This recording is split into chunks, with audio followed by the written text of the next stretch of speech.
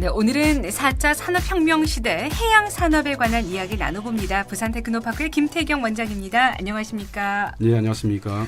네, 해양이라고 하면 단연 부산을 먼저 떠올리게 되는데요. 그런데 4차 산업혁명과 해양이란 주제가 어떻게 보면 우리 부산의 미래와 깊은 관계가 있을 것 같습니다. 먼저 해양산업이 무엇인지 짚고 넘어가죠. 예, 해양산업은 그 지칭하는 범위가 상당히 넓고요. 보는 관점에 따라서 범위도 상당히 넓습니다. 그래서 나라마다 정의의 차이가 있고요. 일반적으로 정의하자면은 해양산업은 해양에서 자원을 얻거나 탐사 활동을 한다든지 그리고 해양의 그 공간들을 이용해서 경제적 이익을 추구하는 모든 그 경제적 활동을 의미를 하고 있습니다. 네. 우리 부산시에서도 그 지역의 여건을 고려해서 6대 해양산업으로 이렇게 정의를 하고 있는데요. 해운 항만물류산업, 수산업, 그리고 조선과 해양 플랜트, 해양 관광, 해양 과학기술 및 해양 에너지, 해양 자원의 관리 및 보전 이런 것이 우리 부산시의 그 6대 해양 산업에 해당됩니다. 네. 그 OECD에서는 세계 해양 산업의 부가가치가 지난 2010년에 약 1.5달러 정도 되었는데 오는 2030년에 약 3조 달러, 한 3천조 정도 되는 그런 규모로 전망을 하고 있고요. 해양 에너지라든지 해양 바이오와 같은 신산업 분야가 그런 고성장을 주도할 것으로 예상을 하고 있습니다. 네. 그래서 해양은 산업의 그 역량을 강화하고 그 지구의 그 기후 변화를 조절하면서 미래의 에너지는 물론이고 네. 식량 자원 확보와 관련해서 그 경제적 이익이 무한하기 때문에 해양 도시인 우리 부산으로서는 전략적 차원에서 접근을 해야 될 것입니다. 해양산업의 범위가 이렇게 이야기를 듣고 보니 평소 생각했던 것보다 훨씬 넓습니다. 그럼 이제 본론으로 들어가 보면요. 4차 산업혁명과 해양산업의 관계는 어떤 관계가 있을까요? 예, 우선 그 해양의 가치에 대해서 간단히 언급을 드리겠습니다. 해양은 그 지구 표면의 71%가량을 차지하고 있고요. 뭐 태평양 같은 경우는 지구의 모든 육지 면적을 다 합친 것보다 넓습니다. 그리고 육지의 자원은 한정되어 있지만은 해양이라는 더 넓은 공간은 아직 그 발굴되지 않은 어마어마한 양의 그 자원을 품고 있습니다. 그 깊이의 경우에 가장 깊은 곳은 에베레스트 산보다 훨씬 깊습니다. 네. 그래서 그 이런 그 해양 산업의 4차 산업혁명의 신기술인 인공지능이라든지 로봇, 빅데이터와 같은 첨단 기술들을 접목을 시킨다면은 네. 해양 산업의 고도화를 통해서 무한한 그 부가가치 창출이 그 가능할 것이라는 판단이 듭니다. 그래서 네.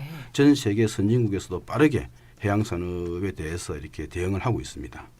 육지에 비해서 이제 해양이 아직 미지 영역이다라는 차원에서 정말 그 4차 산업혁명의 신기술과 해양산업이 만난다면은 많은 변화를 가져올 수 있을 것 같은데요. 구체적인 사례들을 몇 가지 좀 들어볼게요. 예, 몇 가지 사례를 말씀드리겠습니다. 최근 그 해양 생물이라든지 광물 자원에 대한 관심이 그 높아지면서 깊은 바다, 심해 연구에 대한 그 관심들이 높아지고 있습니다.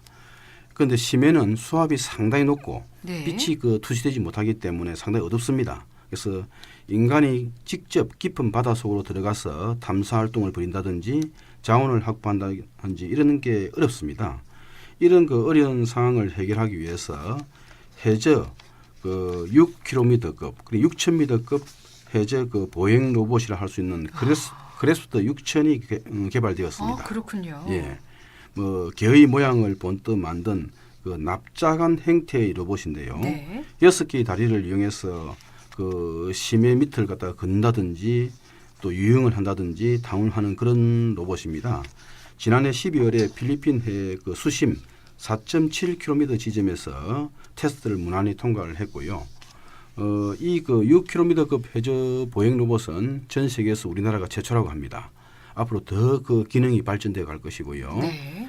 그래서 해저 탐사 시에 유용한 자원이나 생물들을 발견하고 채취하고 또는 해난 구조 시 구조 활동에도 활용할 수 있을 것으로 생각됩니다. 예, 그 다음에 그 항만 산업의 경우에는 이 로봇이라든지 인공지능이라든지 무인 그 자율주행이라든지 IoT라든지 이런 신기술들을 활용한 첨단의 그 항만 운영이 가능합니다. 네. 이른바 그 완전 무인 자동화 항만을 생각할 수 있는데요. 이것은 인공지능을 기반으로 하고 그 기능을 수행하는 그런 항만입니다. 크레인이라든지 또 야드 트랙터와 같은 그 컨테이너를 선박에 싣고 내리고 그리고 운반하는 모든 작업을 자동화 기계가 수행을 하는데요. 네. 이것이 도입될 경우에는 인건비는 한 85%가 줄어들고요. 그리고 항만에서 배출되는 오염물질 한 85% 이상이 이렇게 또 감축됩니다. 네, 네. 우리 정부에서는 그 오는 2020년 이후에 도입을 해서 시행할 그런 계획이고요. 네. 얼마 전에 그 삼성중공업에서 크레인이 충돌을 해서 그 작업을 하던 근로자들이 상당히 그 불행한 일을 맞습니다. 겪었죠. 네.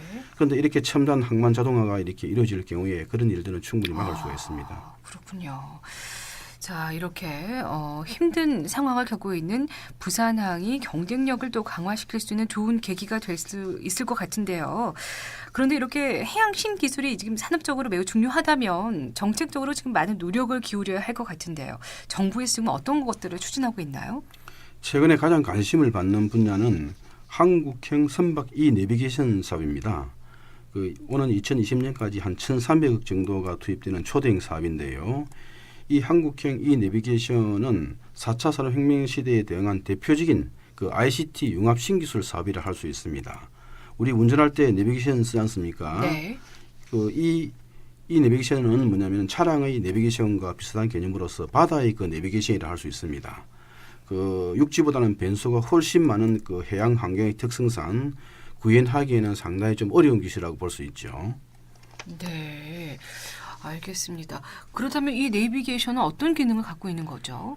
예, 선박의 그 운항 관련 정보를 그 실시간으로 활용해서 안전하고 효율적인 그 선박의 운항이 가능하도록 합니다. 네. 그 해양 안전 빅데이터를 활용해서 선박이 운항하는데 최단 시간을 갖다가 최단 시간에 그 운항을 하게 한다든지, 네. 그리고 기름이 가장 적게 드는 항로를 선정한다든지, 그리고 그 각종 선박의 센서 정보나 운항 상태의 그 모니터링을 통해서 해양 사고를 예방을 합니다.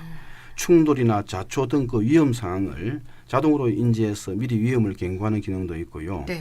혹시 그 위험한 상황이 발생하더라도 주변의 선박이나 구조 지원 기관에 즉시 사고 사항을 전파해서 피해를 최소화합니다.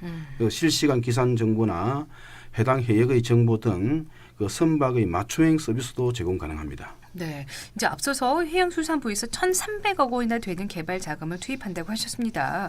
이렇게 적지 않은 금액을 투자하는 이유가 있겠죠.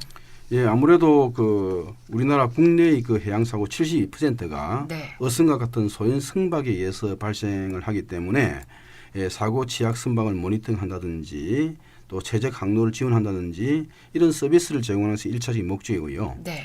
그렇지만은 그 국제 회사 기구인 IMO라고 있습니다.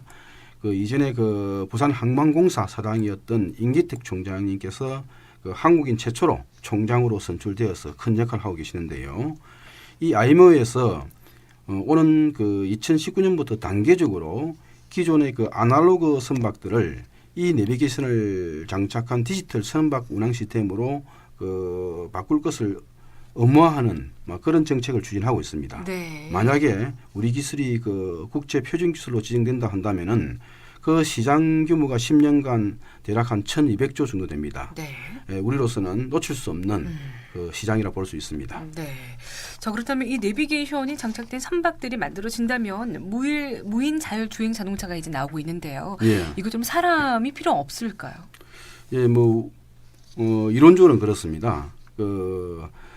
이 내비게이션 기술만이 아니고 네. 여기에는 선박의 자율 운행과 관련해서 차세대 스마트십 기술이 이렇게 필요합니다. 네. 이 스마트십이라고 하는 것은 ICT 기술, 정보통신 기술을 적용을 해서 운항의 안정성, 효율성을 끌어올린 그런 선박인데요. 네. 현재 우리 한국의 대행 조선사들 같은 경우는 1세대 스마트십 개발을 완료한 상태입니다. 네. 향후에 그 무인 자율 운항 기술이라든지 원격 제어 기술, 선박 안전 기술 이런 것들이 업그레이드 될 경우에는 선박의 운항의 안정성, 효율성이 가장 극대화될 수가 있습니다. 네.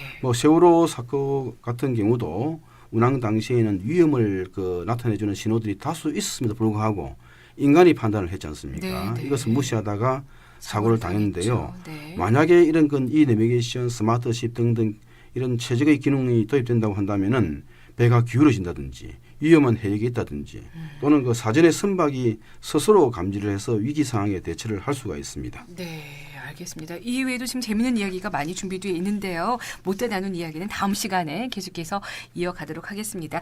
오늘 4차 산업혁명이 온다. 해양산업에 대한 이야기 들려주셨습니다. 부산 테크노파크의 김태경 원장과 함께했습니다. 감사합니다. 감사합니다.